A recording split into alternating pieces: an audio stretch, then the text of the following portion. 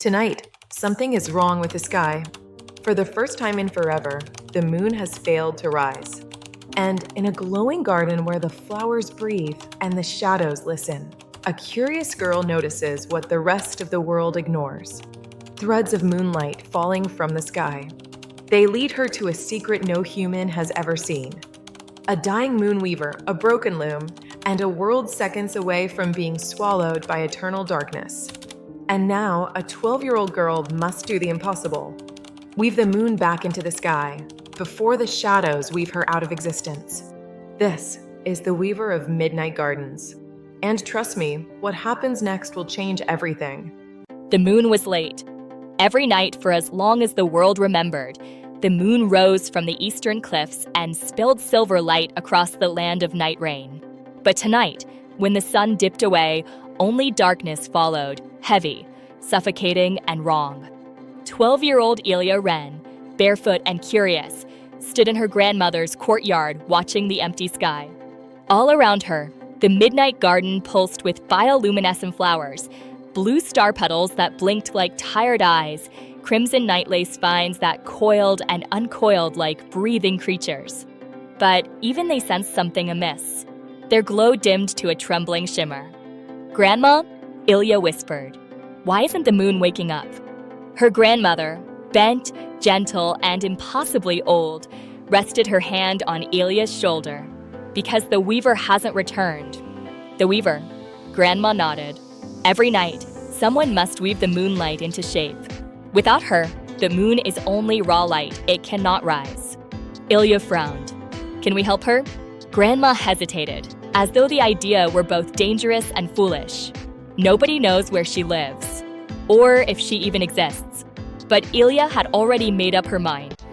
After midnight, when the ancient garden fell into an uncanny, almost breathless silence, Elya, a young girl with a curious heart, gathered her small, glowing lantern.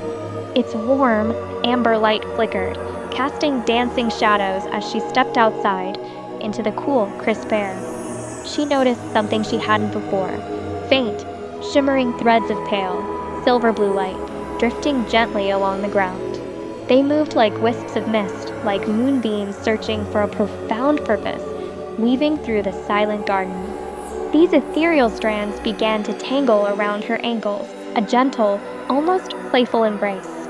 They felt surprisingly warm, and she could almost hear a soft, insistent whispering, a silent command echoing in her mind: "Follow." Elya swallowed hard, a mix of apprehension and wonder stirring within her. Despite her fear, an undeniable pull urged her onward, and she obeyed, stepping forward into the unknown, guided by the luminous path. The threads led her beyond the familiar garden, past towering, jagged cliffs that loomed against the moonlit sky. They traversed across vast, abandoned fields where tall grasses swayed silently, bathed in the pale, silver light. Finally, they descended into a deep chasm, a dramatic scar carved into the very world. At its bottom, a breathtaking sight awaited her, a doorway, shimmering with an otherworldly glow, made entirely of moonlight stretched impossibly thin. It was as if someone had pulled a piece of the night sky down and meticulously shaped it into an arch, beckoning her forward. With a final, deep breath, Elya passed through the shimmering threshold into whatever lay beyond. Deep within a forgotten realm, a chamber lay bathed in an ethereal glow. Floating fragments of broken light danced through the air, illuminating ancient walls. At its heart, a vast moon loom stood silent, its silver strings dangling loosely, humming with a faint, fading magic that whispered of forgotten power.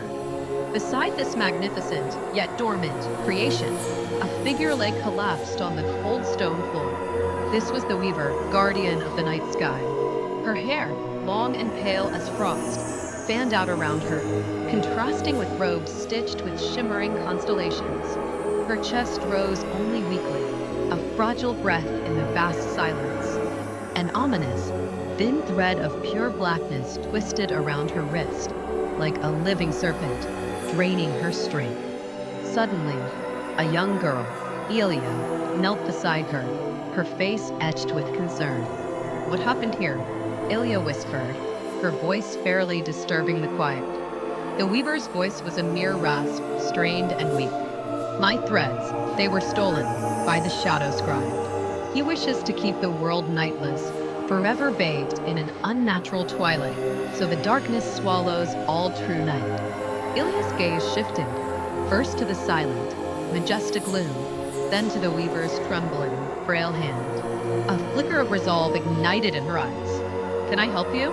Is there anything I can do? She asked, her voice firm despite her fear. The weaver studied the young girl, small, frightened, yet undeniably determined. A faint, hopeful smile touched her lips. Take my spindle, Ilya. You must weave the moon back into the sky before all is lost. Ilya swallowed hard, the weight of the task settling upon her. She had never woven anything more complicated than a simple flower crown in her life. But with a deep breath, she took the spindle, ready to face the impossible. In a realm whispered into existence by ancient starlight, young Elya approached the legendary moon loom. Its intricate carvings hinted at forgotten magic, waiting for her touch. The moment her fingers brushed its surface, a profound energy surged. The moon loom, dormant for ages, roared to life with a soft, resonant hum. From its depths, ethereal silver cords lashed upward, spiraling and swirling around her. They moved with a wild, untamed grace, like ribbons caught in a celestial storm. Ilya reached out, her heart pounding, struggling to grasp a single thread. They were slippery, alive, imbued with an impatient magic that defied her touch. Closing her eyes, she took a deep, centering breath. She pictured the moon, not as a distant orb, but as a cherished presence, a beacon in her soul. She imagined its serene calm, its brilliant light, its unwavering guidance, and the comforting feeling of home it always brought her. With her vision clear, a single strand of light, shimmering with purpose, gently settled across her hands, finally ready to be woven. Ilya began to weave.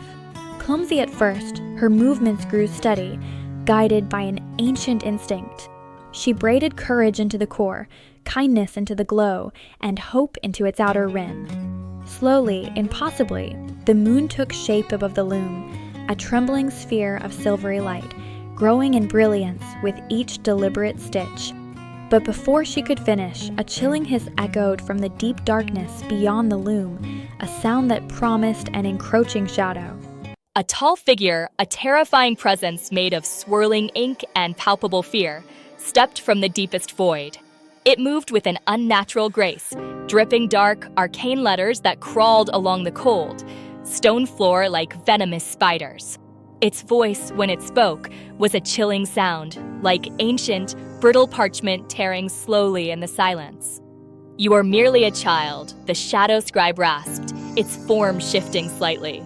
"You cannot possibly hope to replace the weaver, whose power is ancient and vast." My heart hammered against my ribs, a frantic drumbeat in the oppressive darkness. I knew the truth. "Someone has to," I whispered, my voice trembling but firm. The scribe's shadowy gaze seemed to pierce through me. "You will only ruin the moon and all that it protects with your foolish attempts." I clutched the spindle tighter, my resolve hardening. "Then let me ruin it trying, instead of standing by and doing nothing while everything fades." With a sudden, terrifying surge, the shadow scribe lunged forward, its inky tendrils reaching for me. The delicate threads of moonlight, which had been my only comfort, quivered in terror around us. But I wouldn't yield. I spun the spindle fast, a desperate, powerful motion, slicing a brilliant ribbon of pure white light across the floor. It struck the scribe, and its shadowy body shrieked, dissolving into scattered scraps of written darkness. A profound silence fell, broken only by my ragged breath. Light had won, pushing back the encroaching shadows. But only barely. The struggle had been immense, and the cost, though not yet fully known, felt heavy. The ancient weaver, with a strength she hadn't shown in days, now sat upright. Her voice, a mere whisper, carried immense weight. "Finish it, little one," she urged, her gaze fixed on Elya. With shaking hands, Elya began to weave the final, crucial thread. It was a soft loop of longing, a silent prayer for hope, for she desperately wanted the world to see another beautiful dawn. Then, the moon within the chamber shivered, its light intensifying. It brightened dramatically, rising slowly and majestically through the chamber roof, which shimmered and opened. Drifting upward, it burst into the vast, dark sky above the city of Night Rain, illuminating everything below. Outside, the midnight garden, once shrouded in darkness, blazed with triumphant, vibrant color.